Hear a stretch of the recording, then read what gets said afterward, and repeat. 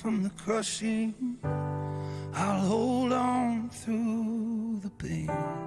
What I lose means nothing next to what I gain. Come tear down every idol so this heart won't stray. Don't let me stray. I just wanna be your sanctuary, a dwelling place for grace and mercy. Keep sifting me till.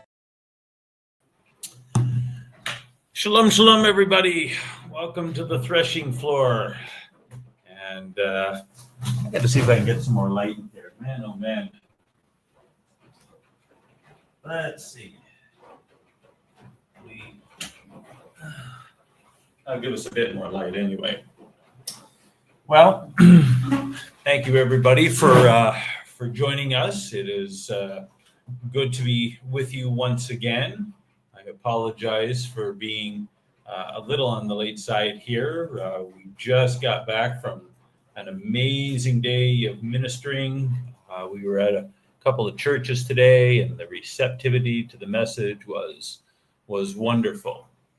And so it's been just a fantastic day, and the message that we are carrying to the churches is really being well received. We've got some pastors who are really starting to come on board with it, and God is just being faithful. So as we continue to press forward to the culmination of our trip, which we expect to last another couple of weeks, we're just continuing to ask that everybody would keep us in prayer and to help us lift us up and ask God for the right connections to bring about what His will and desire is. One thing that I really wanted to emphasize, and something that has been coming clearer and clearer, is that what God has been sharing is that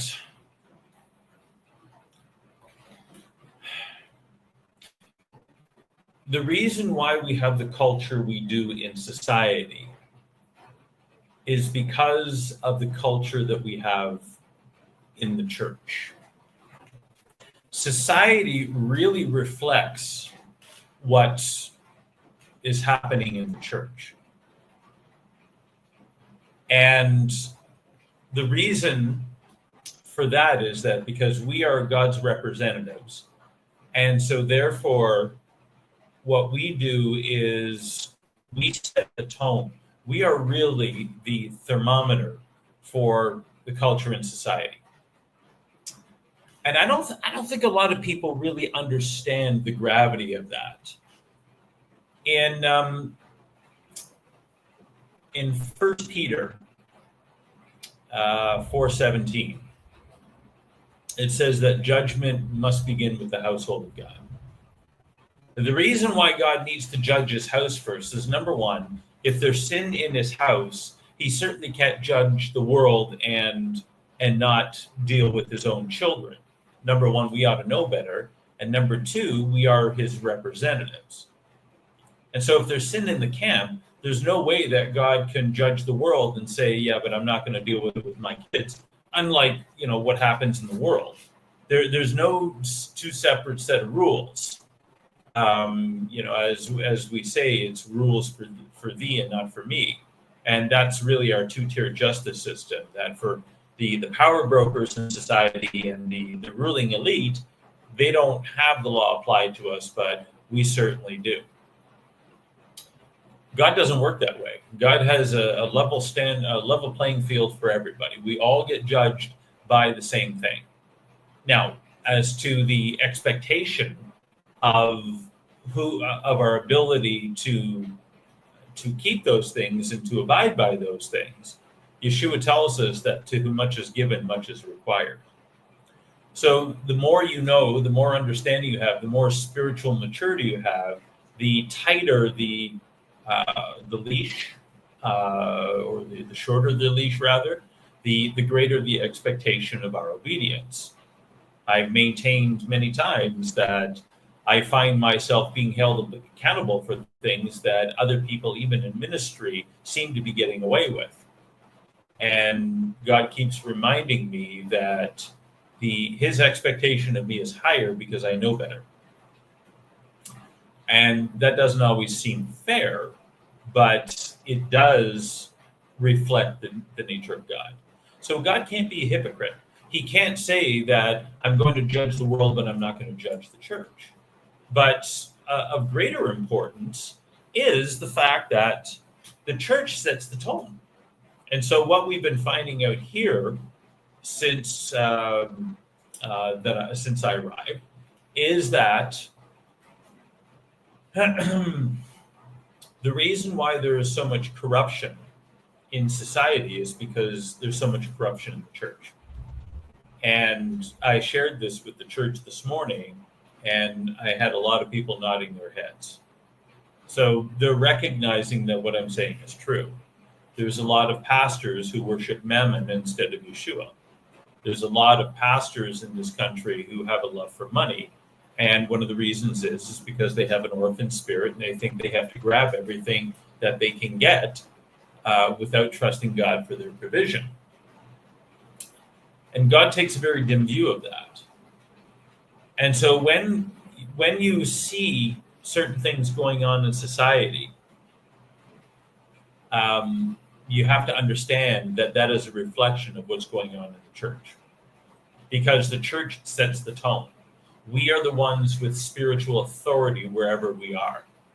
And if we allow sin in the camp, then the government's going to allow it, society is going to allow it, business is going to allow it, the media is going to allow it. The reason why there is so much sin in society is because there's sin in the body. And that pastors are compromising and they're not teaching their people righteousness and holiness. And so if we truly want to see revival, we don't focus on, whatever area of society is suffering malaise. We don't look at the government. The government is simply what we deserve. Society gets the government it deserves. In Romans chapter 13, when Paul tells us to submit to our governing authorities, because they are God's instrument of judgment and discipline on society. If there is a righteous society, you're going to have righteous leaders. One of the most perplexing things to me when I read scripture, really two most perplexing things, is how a man like Hezekiah could breed a man like Manasseh. Manasseh was Israel's most wicked king. It says in a couple of different places that what he did was actually worse than the Amorites that God had kicked out of the land. Canaanites, the Perizzites, the Jebusites,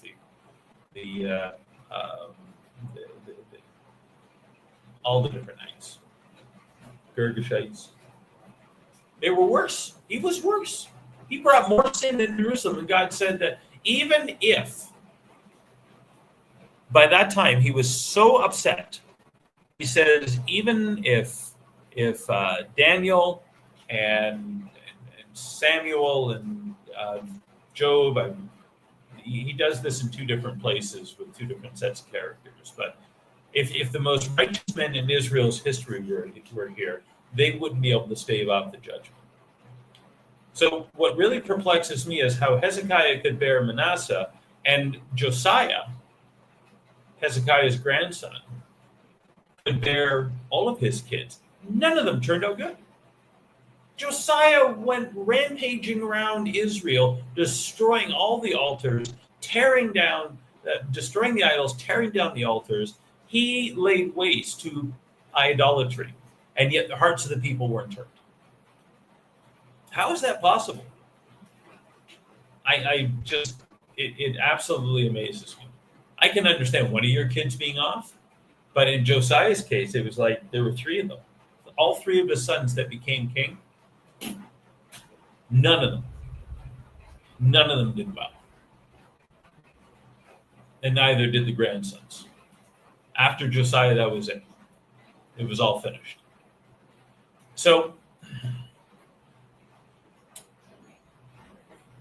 it's very, very important that we understand as believers that if there is a problem in society, the first place that we really need to look is within the church.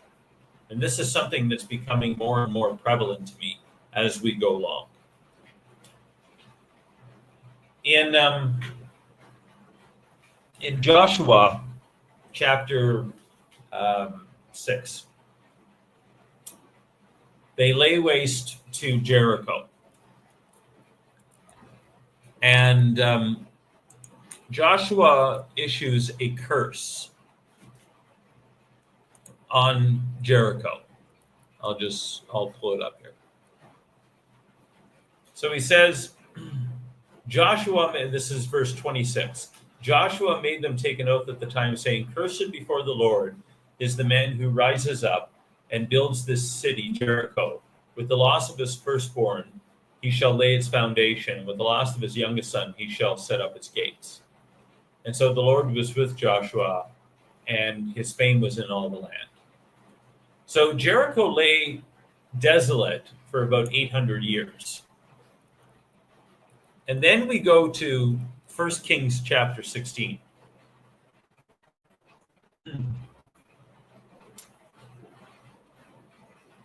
And in verse 34, it says, well, in verse 33, Ahab also made the Asherah. Thus Ahab did more to provoke the Lord of Israel than all the kings of Israel who were before him. In his days, Hiel, the Bethelite, built Jericho. He laid its foundation with the loss of Abiram, his firstborn, and set up its gates with the loss of his youngest son, Segub, according to the word of the Lord, which was spoken by Joshua the son of Nun. What is significant about that? What happened is that sin became so rampant in society through the rule of Ahab and Jezebel, where they brought in gross idolatry. I mean, Jeroboam had set up the golden calves in Samaria and in Dan. But Jezebel, influencing her husband Ahab, brought in Baal worship. And what Baal worship entailed was human sacrifice, especially children. So Baal, Molech, whatever you want to call him, they're all the same. And they all required blood sacrifice. And they all required child sacrifice. Well, what happens in society is that and why is that so significant? Because Jezebel was the daughter of the high priest in Phoenicia. So they came from the Philistines, and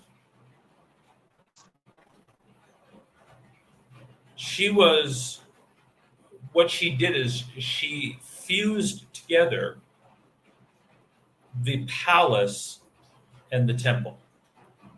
What she did is she combined royalty and religious worship together. And so, in essence, Ahab ruled as king, and she was the high priestess of the religion of Israel, which was Baal worship. And so, when Elijah had his battle with the prophets of Baal on Mount Carmel, and he executed 450 of them. We're not told whether he executed the prophets of Ashtaroth. We're assuming he did, but maybe he didn't. I don't know. But that was a huge blow to religious worship of Israel and Jezebel's religion. And so that's why she threatened Elijah. So the reason why that's significant is that Hiel rebuilt Jericho after it laid abandoned for 800 years, 900 years, something like that. Why was it rebuilt? Because sin had risen so much in society, and it was through religious worship that happened. When we did the city taking in Peterborough back in 2019, one of the key members of our team, there were a total of 9 of us who went out on the day that we took the city back and drove out the territorial spirit. But one of the things that this guy told us, and he was a survivor of satanic ritual abuse, his family had high-level Freemasonry. What he said was that whatever gets the most worship in an area sits on the throne. And the reason why God has been pressing so hard on me to give this message about the orphan spirit is because this orphan spirit convinces people that they can't rely on God and that they must take matters into their own hands. And if God's name is Jehovah Jireh, the Lord my provider, if Philippians 4:19 says, my God shall supply all of my needs according to his riches and glory, then this is a lying spirit. And it's telling us that we can't trust God. So therefore, we have to resort to our own devices. And when we take matters into our own hands to get money or to get love or to, fix whatever problem instead of going to the Lord with it, we have a huge problem. In many places around the world nowadays,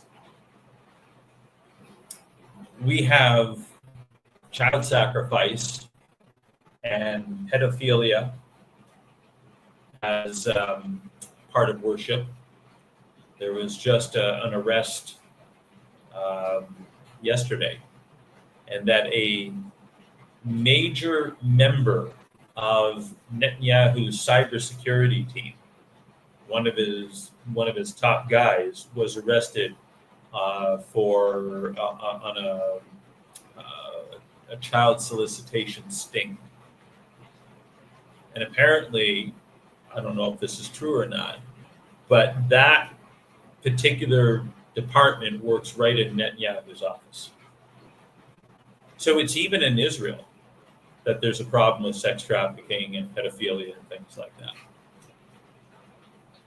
But all over the world, you got child sacrifice, you got sin happening. And so what happens is sin raises the power level that Satan has in society. He has more influence, he has more abilities, he's got more freedom.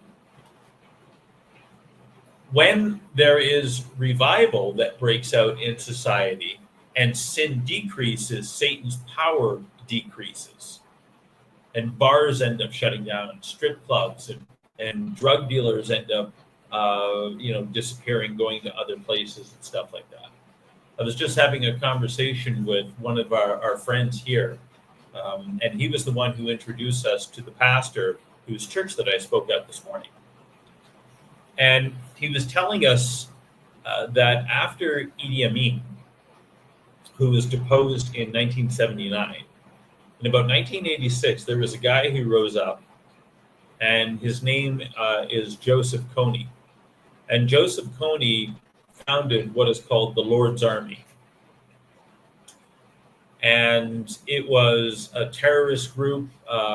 They ran around northern Uganda and southern Sudan. And they terrorized people. They murdered people. They recruited children into the army as young as 8, 9, 12 years old. It was awful. And what this man was telling me, and there was actually a movie out. You can check this movie out. It's called Machine Gun Preacher. Very instructive, and it's a true story about a man who was a criminal. He was in jail. His wife was a stripper. He gets out of jail. His wife got saved while he was in jail. She drags him to church, and there's a missionary from Uganda who was giving a message, and he felt that he got saved through this guy's message and felt the calling to go over to Uganda. But what happened is that he went over the border into Sudan. And today, actually, where that area is, it's called South Sudan. It's a separate country. It was established in, I think, 2011, 2014. It's the newest country in the world.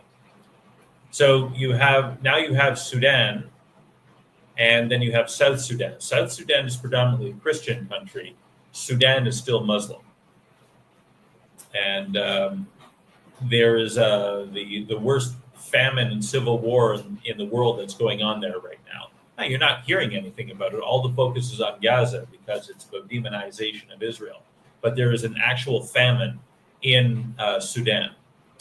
So this pastor, and his name escapes me right now, but again, you can check out the movie Machine Gun Preacher. What happened is he goes over the border and sees some of the atrocities that happened there, mainly through Joseph Kony's army. And he feels led to actually set up a school up there. And the whole movie is about how he's literally fighting the Lord's army off with machine guns. He's shooting at them. And they're shooting at him. They burned down the school one time. He had to rebuild the thing. And the movie depicts how he really kind of reached the breaking point where he almost had a nervous breakdown.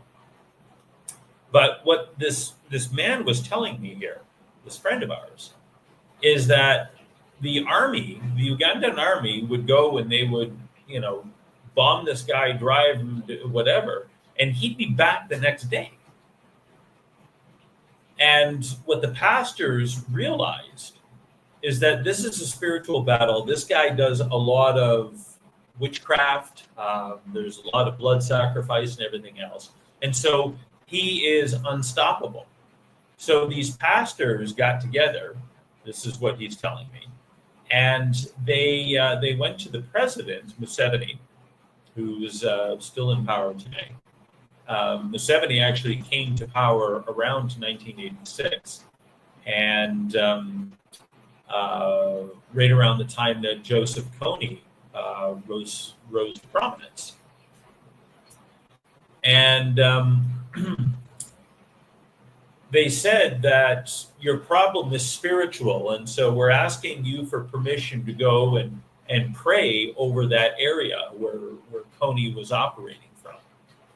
And the president, who is at least a professing Christian, his daughter is pastor of a church, and so there is at least a foundation of Christianity within the president here.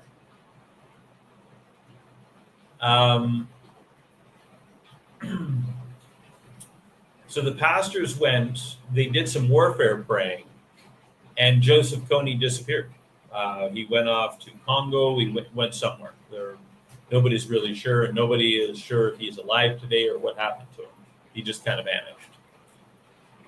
But it was a spiritual battle, and it wasn't until the pastors took control of the situation and said, we need to fight this. We're not fighting against flesh and blood, but against principalities, powers, and rulers of darkness and spiritual forces of wickedness in high places. If you have a problem in society, the first place that you look as to what the source of the problem is within the church in that society. If there's a lot of corruption, like there is here in Uganda, you look to the church and you find a lot of corruption. A lot of pastors milking their congregation, demanding money. The church that I spoke at this morning, it's the first one in 4 churches, the last 4 churches that I've spoken at, where we actually got an honorarium. Now, the one we went to last week, the pastor took us out for lunch at his, he owns a bakery and a restaurant. So he fed us quite generously. So, I'm not saying that that he didn't honor us, but the other ones, we went and preached, and it was like, thank you very much. They took up an offering, and off we went. Well, if you're not going to honor the preacher, then how do you expect to be blessed? But there's a love of money. And these pastors expect that the congregations would support them. So wherever you have an issue in society,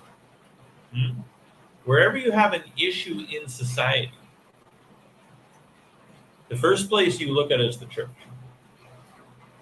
Hiel was able to rebuild Jericho, the forbidden city, the city that had been destroyed, through lore. I mean, everybody knew about the story of Joshua and the destruction of Jericho. You will have outright atheists and heathen who will have at least heard about the story of Joshua and the Battle of Jericho. How is it that someone could actually get the idea to rebuild the city? And incidentally, the one that Yeshua goes to wasn't the same one that was rebuilt. There was a new city of Jericho that was built like, a little ways away. So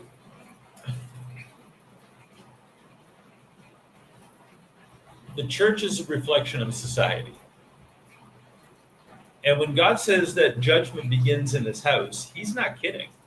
And he's going to, so whatever the sins are in society, if that's found in the church, that's what God is going to judge the church for. And there's a lot of people who are going to get scorched tail feathers within the body of Messiah today. I was just so blessed this morning that I actually preached 2 messages, 2 services. And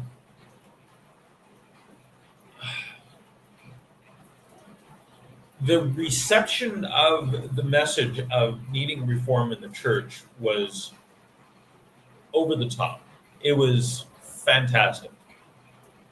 The pastor who brought me in, actually, he's the pastor of the church anymore. He founded the church, but he retired 10 years ago, handed it off, and now he's doing other ministry, but he still pastors, and he's still connected with that church. And when we had the opportunity, and I shared this in the message yesterday, when we had the opportunity yesterday morning to go and talk to him and share a message with him, he told his congregation, he says, I knew immediately that I needed to bring this message to the church. Because he's been praying for revival in Uganda for over 40 years. After Idi Amin was kicked out, as a matter of fact, I think they were praying even while Idi Amin was in power. And that was during the 70s.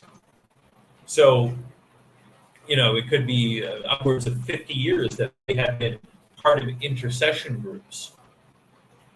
And then God touches the hearts of myself and my 2 co-pastors that I'm down here with. And we're bringing this message of revival, and it is the answer to what they've been asking for. They've been asking God for revival, and we 3 ministers have come down and said, okay, so here's what God is saying.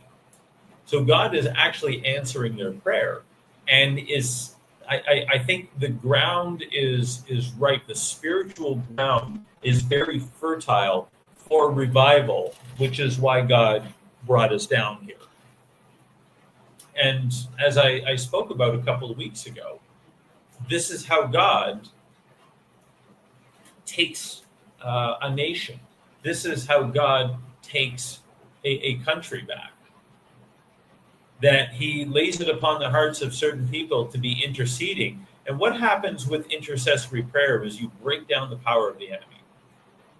When we plead the blood of Yeshua over a particular area, we ask God to forgive the sins, it breaks the enemy's power. The reason why so much power was able to be built up in Israel to the point that Jericho was rebuilt is because there weren't enough people. And listen, the blood of Yeshua hadn't been sacrificed yet. It says in 1 John 3:8 that Yeshua came to destroy the works of the devil. And so by the shedding of his blood, he defeated death. By the shedding of his blood, he defeats the power of sin. And so unlike the old covenant where they had to bring an actual physical sacrifice, Yeshua's once and for all sacrifice for us, we can go and we can say, I lay claim to the blood of Yeshua over this situation. I apply the blood to my sin. I apply the blood to the sin of my family. I apply the blood to the sin of my government. And I ask God that you would break any demonic power, any occult power that is behind this. Because what happens is, in when you understand the power of compounding, there's both a physical and a spiritual implication to that. The physical implication is that money compounds, either for you or against you. Spiritually, what happens is that when we are building up on something, you can either build up on good things or you can build up on evil things, but they will multiply. I believe that one of the reasons why we don't receive our rewards until the Bema seat, until the second coming, and then Yeshua judges everybody, the believer. The unbeliever is judged, of course, after 1,000 years.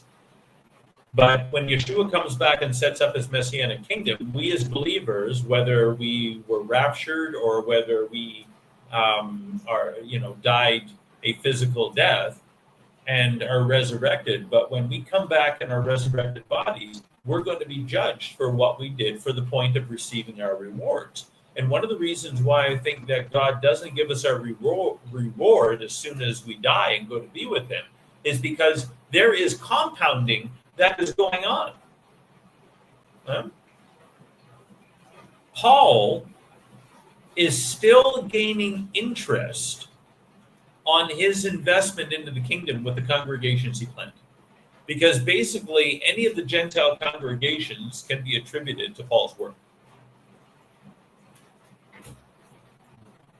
So he's still accumulating rewards. We're going to be accumulating rewards after we're gone. If the work is based on gold, silver, and precious stones, if it's wood, hay, and stubble, that means it's burnt up in the judgment. It doesn't. You don't get to bring in anything. See, gold, silver, and precious stones, you get to bring your rewards with you when Yeshua gives you your reward. You get to bring something. If all of your works were based on your selfishness, then you get in, but you don't get in with any rewards. And however those rewards are manifested in eternity, we're going to experience loss. We're going to understand that there could have been more. All of us, of course, have wood, hay, and stubble that we're going to have burned off when we die. That's just, there's no question about that. But many's whole life is going to be predicated on that. They're not bringing anything into the kingdom. But there's interest that is building up. But it's the same thing with the kingdom of darkness. That is a spiritual principle, beloved. And so when you have occult families that for generations, Doc Marquis was something like an 8th or 9th generation Illuminati. I mean, his family had been building up occult power for generations, and then he got saved. And through his witness, that he was able to break a lot of that. So by applying the blood of Yeshua to situations, we have the power to bring the enemy's power back down to zero. And so the reason why I believe that we've been sent here is because God has been hearing the prayer of Pastor Lavin and his intercessory team that have been laboring over this country for decades. Decades. And it was the same thing in Peterborough. God told me that I was to lead the charge to do the city taking. And when I went to the two pastors who were my co-leaders in this whole thing, they said, we have been waiting for a long time for this. They hadn't just been sitting idly by. They had been praying that God would send deliverance to the city. And God finally said, okay, you're going to bring you're going to lead the charge.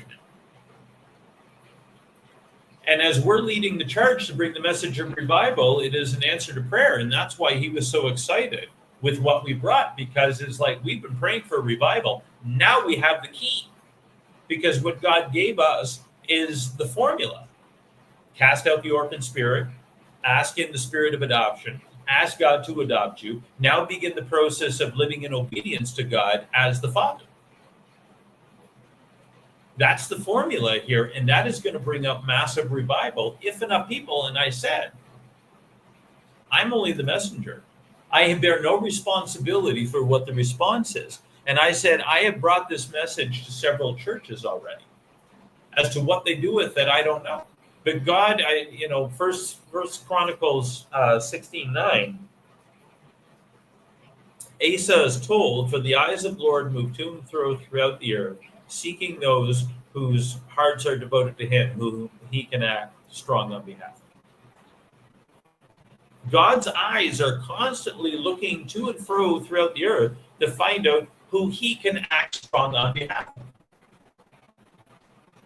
So through the power of the blood and the applying of that blood and the claiming of the blood and the testifying of that blood and praying against these principalities, powers, and rulers of darkness, they're breaking down the power of the wicked one. And so the Jerichos, instead of being raised up, are falling. The spirit of corruption, the orphan spirit that is so dominant in this country, is being broken down right now, because we are testifying that God says now is the time to start praying against it. And through fasting and through prayer and through repentance and through the keeping of the commandments, which is what I'm always talking about, I'm always sharing that message, that God will begin to break the power of wickedness. We have to understand, brethren, that the church is responsible for the spiritual health of society. And we're going to be held accountable. If we don't get this right, we are going to be held accountable.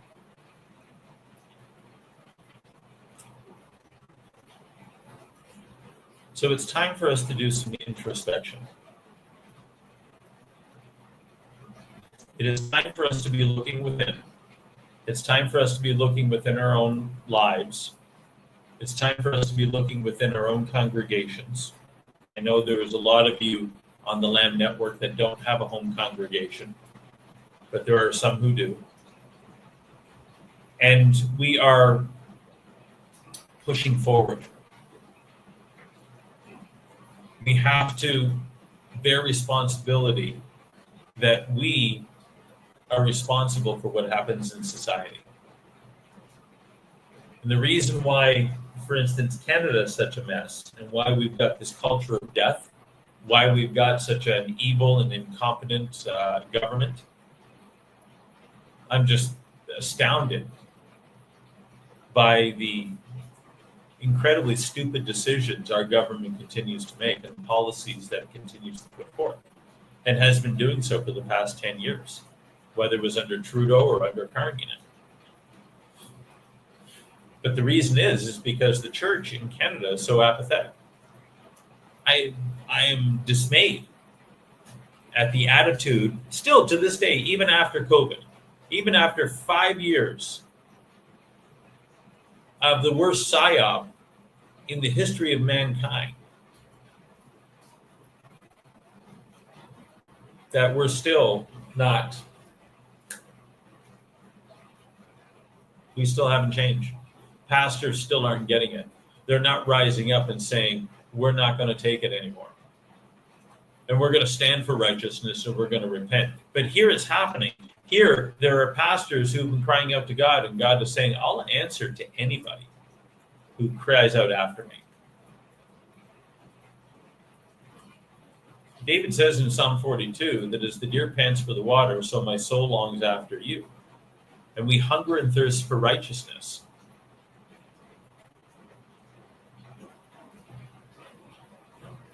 If we're not hungering and thirsting for righteousness, why would God send revival? If we're not crying, it was really interesting in the second service of the church that I was in this morning. There was a doctor who got up and he said there's in the church, there's a lot of people who have had deaths of loved ones. There's a lot of people that have died. They're saying, man, there's a spirit of death in this church right now. But what the doctor was saying is that what the Lord laid upon his heart was in Ezekiel chapter 9, that God said to Ezekiel, or he was showing Ezekiel, but he told the angel, he said, send forth the destroyer, men, women, and children, but don't do it until you put the mark of those who are groaning on their foreheads. Those who are groaning about the sin, make sure you mark their foreheads. Don't destroy them, but anybody else, men, women, children, whatever, it doesn't matter. They're all getting done. They're all getting executed. And there was carnage, and that, of course, was the destruction of Jerusalem, the tearing down of the temple, the exile, massive judgment. And so what this man was discerning from the Lord is that the reason why there's been so many deaths happening is because there's a culling that's going on, that Satan has permission to go after people in the church. Why? Because there's a lack of righteousness. Now he says, I'm not saying that everybody who has died is, was judged, but you have to look at what's going on. And so when I got up and I started sharing my message, I said, thank you for setting the table for what is going to be a hard message. I say, because now I know that this church can actually handle tough words. There's a lot of churches, all they want to do is hear about how God loves them and all the blessings that he's going to give them. They don't want to deal with sin. They don't want to deal with judgment. They don't want to deal with repentance. They don't want to deal with holiness. They don't want to deal with the disciplines and all those other. They don't want to deal with anything like that. And God doesn't grade on a curve. He is judging fairly to everybody.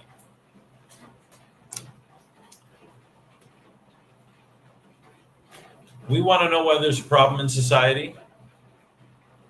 We got to look at the church first.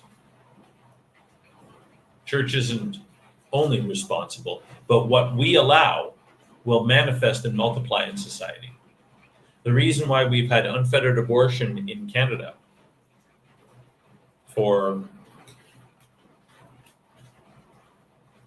since 1988. So we've had abortion in Canada since 68, I think. And we've had unlimited abortion since 88. Now imagine that. That's 37 years. It's getting close to 4 decades where you could kill a baby up till the point of birth in this nation. There's only 2 other countries in the world that do that, and that's China and that's North Korea. 2 of the most heinous regimes on the face of this earth. And we're in league with them when it comes to child sacrifice. And then we wonder why we've got a World Economic Forum head honcho that's running the country now. Well, because we're not crying out for righteousness. The churches aren't standing up and like Twisted Sisters saying, we're not going to take it. There's a flashback for some of you, I know that.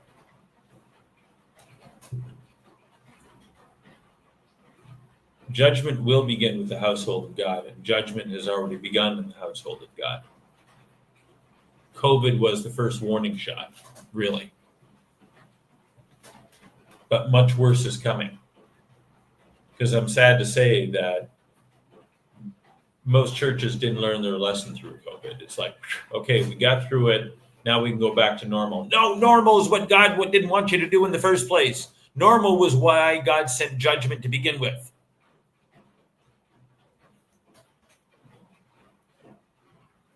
The people here are groaning because of the level of corruption. Well, good.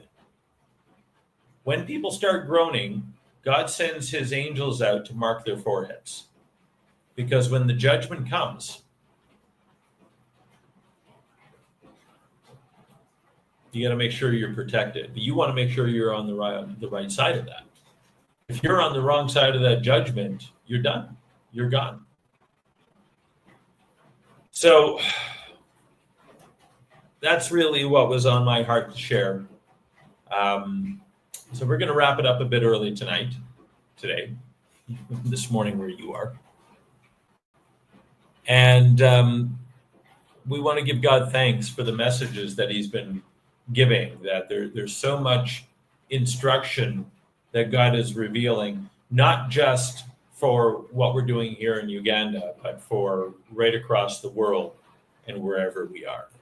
So I want to thank everybody for joining us, and wish you a Shavua Tov, and we'll look forward to seeing you. We'll have to see if Jeffrey and Bobby Bell are going to be able to join again. If not, we might have to do another rerun. I'll be home in a few weeks, and we'll see if we can get back to some semblance of normality. Have a great week, everybody. Bye-bye. I won't run from the crushing. I'll hold on through the pain. What I lose means nothing. If you missed today's show, or want to watch it again, or want to tell someone where they can watch this episode, go to lamnetwork.tv, where you can find this show and all the other live Lamb Show archives in the on-demand section of the website. Thank you for watching, and don't forget to tell someone about the Messianic Lamb Network. I just wanna be your sanctuary, a dwelling place for grace and mercy.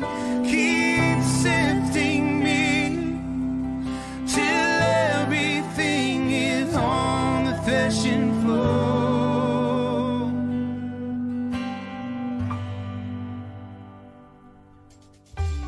We are richly blessed to bring you what we believe is the fullest, most diverse, yet up-to-date progressive teachings, discussions, and prayer programming you can find anywhere on this planet. Be sure to take a tour of the lamnetwork.tv website. I'm Darryl Weinberg, thanking you for joining us on the Messianic Lamb Video Network. How can I ever complain? Forgive me, Lord. I just wanna be your sanctuary, a dwelling place for grace and mercy. Keep sifting me till everything is on the threshing floor.